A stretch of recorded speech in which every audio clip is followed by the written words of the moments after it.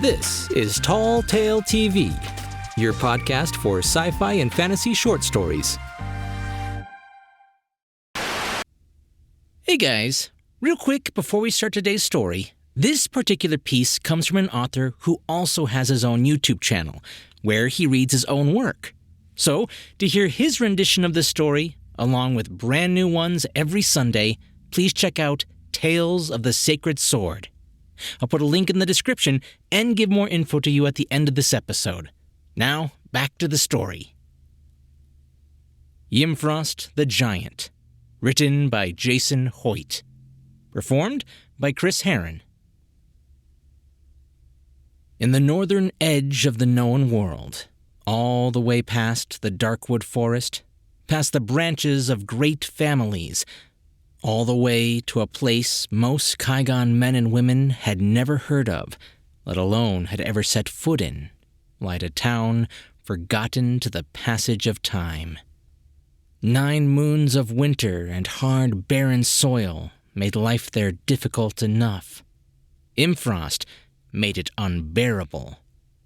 Ymffrost was a giant that lived in a cave high in the Razor Mountains to the west. Some say he lived in the mountains due to his love of the cold. Some say he lived there to hear his giant roars echo off the mountains. All said his skin was invincible. On the coldest winter nights, when even the heat from the great fire and the embrace of loved ones could not keep the chill from one's bones, Ymffrost would descend from his mountain cave. When the townfolk awoke from their long winter's sleep, there was a chance that one home would be short a member. On one particularly cold morning, Saeth awoke with his loving wife in his arms, but his daughter Seg was nowhere to be found. With determination in his heart and a farewell kiss to his wife, Saeth donned his warmest furs, strapped his sturdiest axe in a loop at his hip, and slung his trusted bow over his back. Powered by vengeance, Saeth climbed the mountain until steepness and lack of air forced him to crawl. He crawled past the highest tree, past the loneliest cliff goat, wolverine, and white owl. The winter sun does not stay long this far north in the world. With the onset of darkness came Ymffrost's song, a great roar that reverberated throughout the mountains. It called out like a beacon, and Saeth continued through the darkness. The morning sun cast a long mountain shadow to the east. Past that shadow, daylight broke over the town. Saeth scrambled up the hill like a madman. Seg had been missing for a full day. He was close. A snow fox, as pure white as the snow around him, watched Saeth scoop a handful of snow as sustenance. Saeth paused and calmed himself. He nodded to the fox, who ran away. Saeth would learn well from this lesson. Saeth pulled his body over an escarpment. A flat, snow-covered land lay before him. At its end, the mountain continued upward, but a cave stood out at the base of the flatland. Ymffrost's song beckoned Saeth to the cave. Through the roars, a faint, muffled cry called out. A parent knows the call of their child apart from all others. With a beaten and defeated Seg slung over his shoulder, Ymffrost emerged from his cave. His great arms outstretched, and his roaring ceased, if only long enough for a yawn. He was twice the height of a man, and his skin was coated in rocky green so dark it was almost black. If Ymffrost noticed Saeth, he gave no indication. With a hand as large as a loaf of bread, he dug through the snow like a rodent, digging for his grubs. He yanked out a root Saeth had never seen before. He clenched his fist and then opened it. The root had ground to dust, which Ymffrost sprinkled over Seg's hair. Meat must be spiced just so. Ymffrost's voice was halfway between a song and a roar. Unhand her! With his axe held high overhead, Saeth charged the giant of the Razor Mountains. Ymffrost turned his back to Saeth and placed Seg on the ground.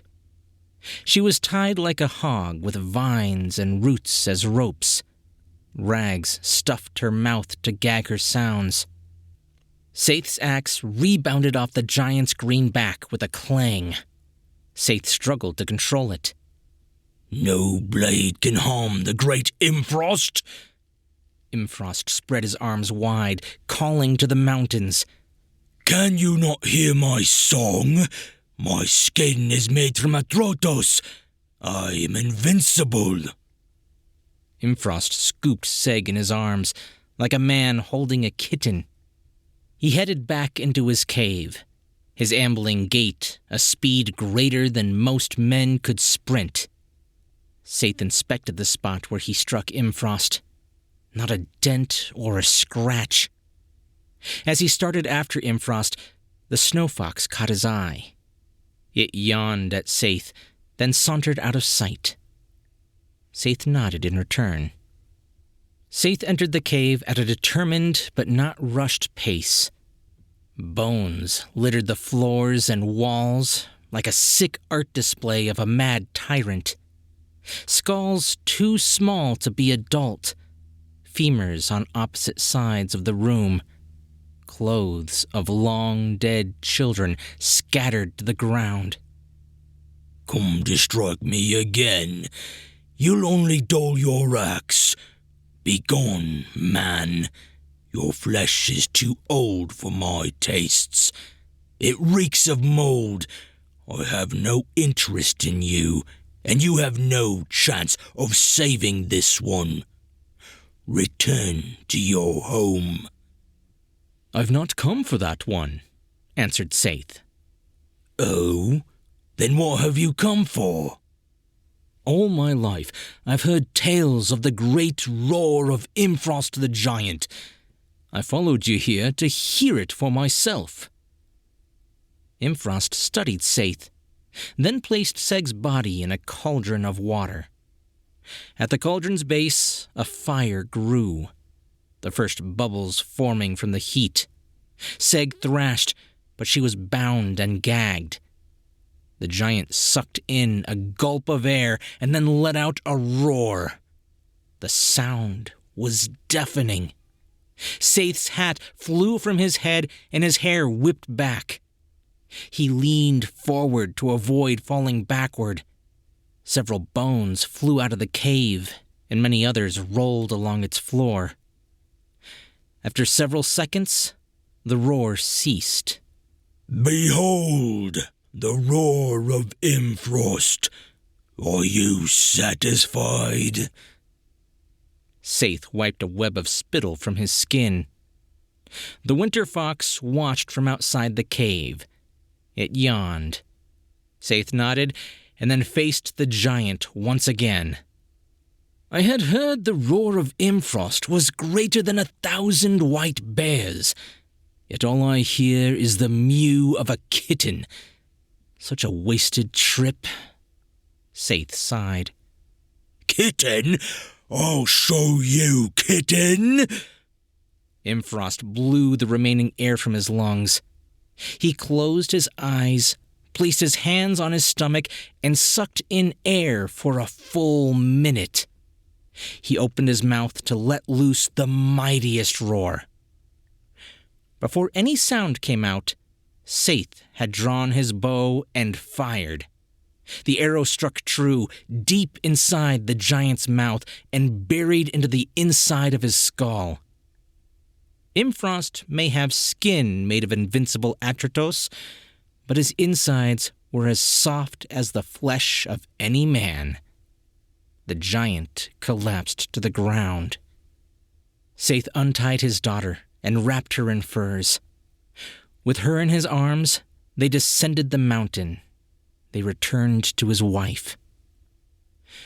Many beasts make their calls from high upon the Razor Mountains.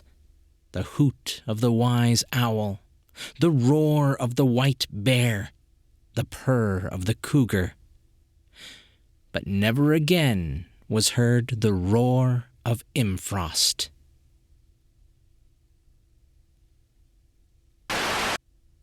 Jason Hoyt searched YouTube for 10-minute fantasy short stories. After finding many channels like this for horror or creepypasta, but a dearth of similar content for fantasy stories, he started his own channel, Tales of the Sacred Sword. Jason is currently working on his third novel, with the first two in various stages of revision.